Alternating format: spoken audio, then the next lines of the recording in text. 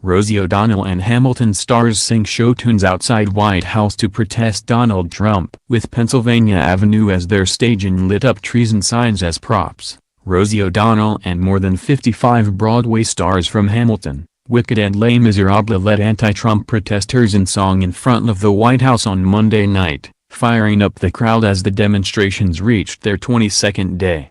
The renowned musicians and singers arrived to Washington, D.C., from New York at around 7:30 p.m., wearing matching shirts that read, "Now Showing Truth." O'Donnell kicked off the evening with a fiery speech. "Let your voice be heard. Let the president know in no uncertain terms that we are alive, awake and we are woke. We are not going away," she told protesters. The Broadway crew, acoustic instruments in tow, carefully chose their presidential serenades, belting out "America the Beautiful," "The Whizzes Everybody Rejoice," "The Sound of Music's Climb Every Mountain," "Les Miserables Do You Hear the People Sing?" and ending with "Hares Let the Sun Shine In." When O'Donnell and her crew were not leading protesters in musical numbers, they listened to activists who took to the podium and joined in on chants like "Kids Need Parents," referring to the migrant child crisis resulting from Trump's immigration policy.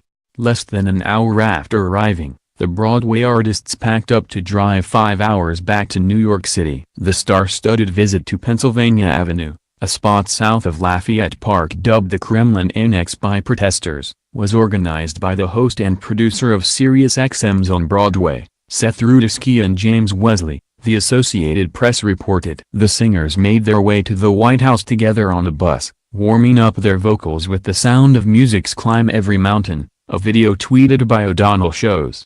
The White House did not immediately respond to people's request for comment. Monday night's performance is one of many organized by White House protesters over the last 3 weeks. Now on its 22nd day, the ongoing protest began with a single tweet as Trump was flying back to Washington, D.C., from his talks with Russian President Vladimir Putin, a trip that had even normally pro-Trump allies crying foul. Former top Hillary Clinton aide Philippe Reines tweeted, "If someone flew home from Helsinki they'd get back to DC around 9 p.m. You know what I'd hate if I just got back and needed sleep? A bunch of people outside my home with bullhorns and air horns. I've never started a protest. How does one do that at Move On?" That evening, hundreds of protesters gathered to welcome Trump home with pots, pans, air horns and whistles. In the weeks since that first tweet, the protest has developed into a musical movement seeking to oust Trump from the White House. Helsinki was the catalyst for launching this,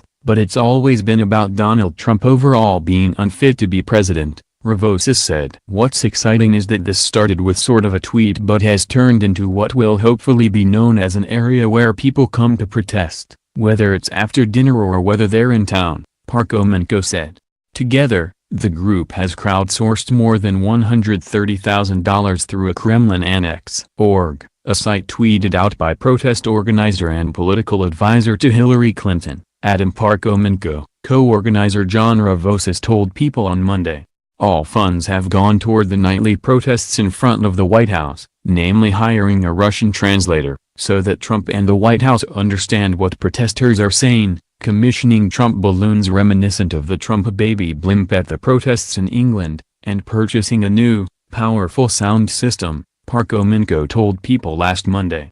Parkhomenko and Ravosis are gearing up for another big night on Tuesday to celebrate the birthday of Robert Mueller, who is overseeing the Justice Department's investigation into Russian meddling in the 2016 election. The co-organizers are promising a game of Pin the Indictment on the Traitor and a large cake from Costco. Keep up with the events on Pennsylvania Avenue week by week below. Week 1 highlights: mariachi band, opera singers, Michael Avenatti, Alyssa Milano and a Trump sighting. Protesters in front of the White House went to new levels to keep the jet-lagged president from sleeping after he touched down from Helsinki, trotting out an 18-person mariachi band and opera singers belting out "America the Beautiful." Stormy Daniels' attorney, Michael Avenatti, and actress and activist Alyssa Milano joined the crowd during the first week of nightly activism.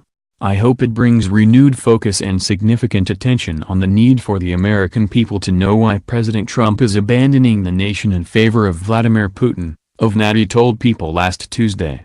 The week ended with protesters getting their first face-to-face interaction with the president, shouting "Lock him up," as Trump and wife Melania arrived at the White House on Sunday, July 22. Week 2 highlights: a new sound system, a Russian translator, and Shark Night. The second week of nightly protests kicked off with a new sound system funded by protesters nationwide, which amplified protest musicians performing throughout the week. Protesters traveled from Tennessee and Missouri to join the extra loud crowd outside of the White House, Parkomenko told People, adding that another supporter from out of state sent pizza to Pennsylvania Avenue.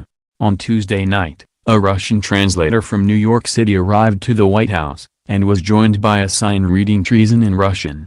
"We translate things into Russian at the Kremlin Annex so Trump understands what protesters are saying," Parkomenko quipped in a tweet. On a rainy Wednesday night, 10 protesters showed up dressed in full-body shark costumes, holding signs that read, "This all seems fishy and we don't bite but Mueller does." Week 3 highlights: a T-Rex, electric guitars and a rainbow. Protesters showed up, rain or shine, as they passed the 2-week mark outside of the White House. Some creative activists recalled Trump's less-than-thrilled reaction to a trick-or-treater dressed like a T-Rex on Halloween and showed up on Pennsylvania Avenue in costume.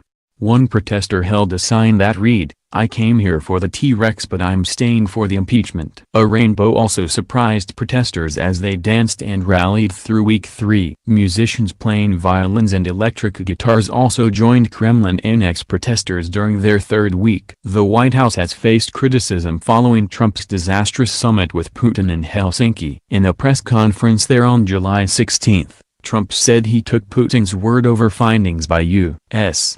intelligence agencies that Russia had interfered with the 2016 American presidential election. Trump has since backtracked on the widely derided comments. During a subsequent meeting with members of Congress, Trump said he supported U.S. intelligence agencies and claimed he had misspoken when he said he didn't see any reason why Russia would have meddled the U.S. election. He has nevertheless continued to defend his performance at the summit, and late last month, White House Press Secretary Sarah Sanders announced Trump's plans to invite Putin to Washington in the fall.